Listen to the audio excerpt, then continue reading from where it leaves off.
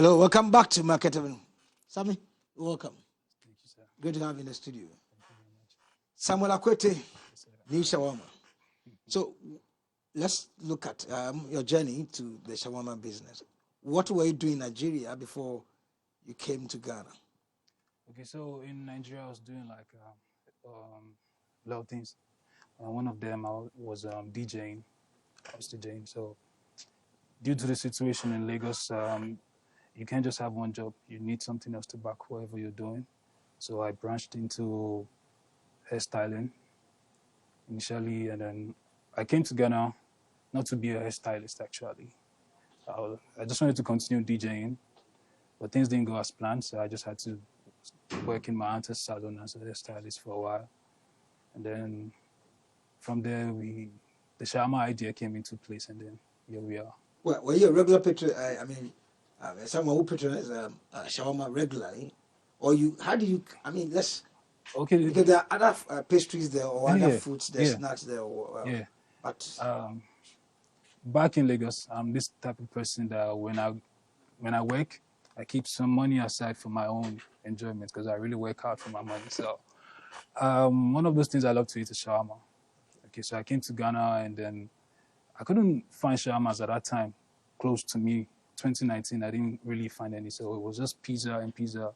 And then with the situation of things, the economy, the prices keep going up. And then I had to like come back to my shawarma because it's a little bit cheaper than the pizza. But I wasn't satisfied with all I was getting. You know, you spend so much to get one shawarma and then you just, you're just not happy with the whole package itself. And then I realized I wasn't the only one. There were a lot of people who wanted quality shawarma at a less expensive price, So then I just took it upon myself to like make the shawarma at home. I don't go outside to buy anymore. I just be in the house, do my thing and enjoy. So there's this time my cousins were like, yo, you make this thing really good. Why don't you start selling it? And I was like, that would be good. That would be good. So that's how the whole shawarma idea thing came into place. And then I realized, a lot of people love shawarma, not just pizza. And the time like this, when this whole thing, the whole pizza and every other pastry prices are going up, people are looking for alternatives as well. So I saw that opportunity as an opportune moment to meet the need of this larger population that wants less expensive quality meals to enjoy. wow. So you cut your umbilical cord in the shawarma business in Nigeria. Yeah. You perfected it in Ghana now. Yes, sir. Okay. Now, so Samuel, let's look at how much did you invest in Initially, Initially, yeah. about around figure about 6,000 Ghana cedis. Wow. Yeah, 6,000 Ghana cedis.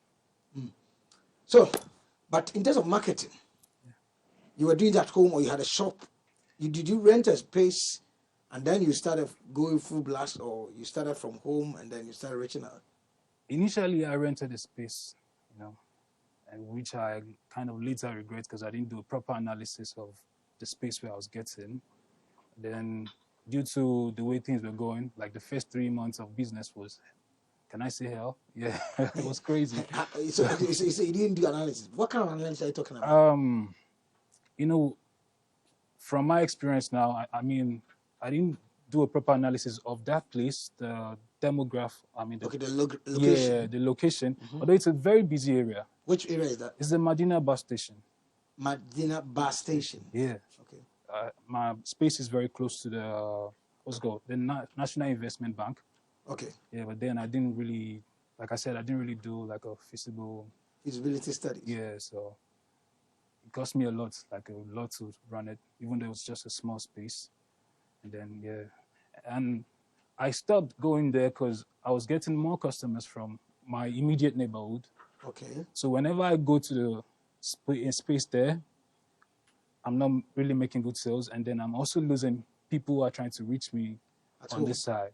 So I decided to let me face these people I have now instead of chasing these birds in the jungle. Let me nurture this one I have in hand. So from there we started growing, and it's been good. It's been good. It's been good. Yeah. Wow. So marketing, what do you do? Is it social media or by word of mouth? I started with social media, and then yeah, social media it got big, and then the word of mouth came in place too. I mean, the two has been doing wonders. I mean, social media has been good. I'm more active on Snapchat Okay. and TikTok. Snapchat has been like the magic wand for me because that's where like a lot of my target customers are the students, the Okay. low income level earners, yeah, and then the youth generally. So yeah, social media marketing has been doing it for me, and then the word of mouth. You know, you enjoy this, you tell somebody, then the person tells another person, and they start looking for who's Nisham, and then they get my number, then they call me. So yeah, it's been working out all fine like that. Wow. So, Sammy, your typical day, is it from Monday to Sunday full blast, or you have special days within? Because we know Medina, Yeah, Wednesdays and Saturdays are market market days. days. Yeah. Does that also help in a way, or it's just from Sunday to, Saturday full blast? And I initially wanted to take rest days on Sundays, but the product is so good. I get calls every day. So even sometimes when I'm in bed and I get a call and I tell whoever is calling, like, oh, please, I'm not working today, they'll be like, oh, but we need, then I have to get up and start preparing. So right now, I can say I have an off day. I work all out through the week. let's talk about business. So, what are some of the things you've learned as a young guy who is going to business? You talk about renting the space. So, the space you talk about, how much was it Oh, it's just 2,000 Ghana cedis for a year. for a year? Okay. But where you are is your own house or Yeah, your mom's place no, or no, dad's no, place? not my own place. Okay. And that's where you do the business from? Yeah. Okay. So share with us some of the challenges you're going through as a young guy doing business. It has been humbling. It has been, what's the word? Educational. It's been good. There's been ups, there's been down, and it's been amazing. And I'm just enjoying the ride right now. I mean, like I said, my first 3 months was something else. Was something else because I didn't do a proper analysis. And thank God for African Street MBA. You know, I got to learn a whole lot from there. And from there, I could do, like, I got to know how to do proper analysis of the whole thing and then reshuffle myself. And I'm back on my feet, moving slowly. So knowledge of how to manage your business. Now, first, were you separating your income? I mean, what you have to earn from the business, or just lump everything together and you were just whatever comes, you were just spending it? Not like I was just spending it. I was taking it and putting it back in the business. Even some money that I get that's not supposed to go into the business, I just threw everything. At some point, I kind of lost all the money in the business. I lost everything. And it was like some 200 cities B somebody, my auntie gave to me at one point in time. I just put back in the business that's still keeping us till now. Yeah, so yeah, that's it. But how did you get in touch with the Africa Street MBA where you went to get a techniques of the rudiment of business? Yeah. So I was at home one day. I have this neighbor who plays his music. His radio too loud. So it was blasting as usual, very early in the morning. I was on my way to work. So it was just, and then I was only passing by. Walk past his room to the street, and then I heard the show because I was waiting for Yango Right to come across. Then I didn't really take notice of it. I just only heard what they were saying on the radio. So I went to see an aunt of mine who was also telling me, I saw this thing. As at that time, I was trying to start the business. I haven't really started. I saw this thing. They said they're giving people grants, and I was like, "Is it African Street?" And she said, "Yeah." Oh, register for. I almost didn't register because I thought it was just like every other scam. No, like they'll say do this, and at the end of the day, you don't get anything. But man, it's been good. It's been good. Wow. So when does your typical day start? I wake and up it ends. Okay. I wake up as early as 5 in the morning because I have to go to the market very early. I don't like to go to the market in the sun when it's really sunny. So I go as early as, I wake up early 5 in the morning. My day starts 5 in the morning. And I like to end my day by 9. But like I say, sometimes orders come and then I just can't turn them down. I just have to do something. So it depends on how the sales for the day is going. Yeah.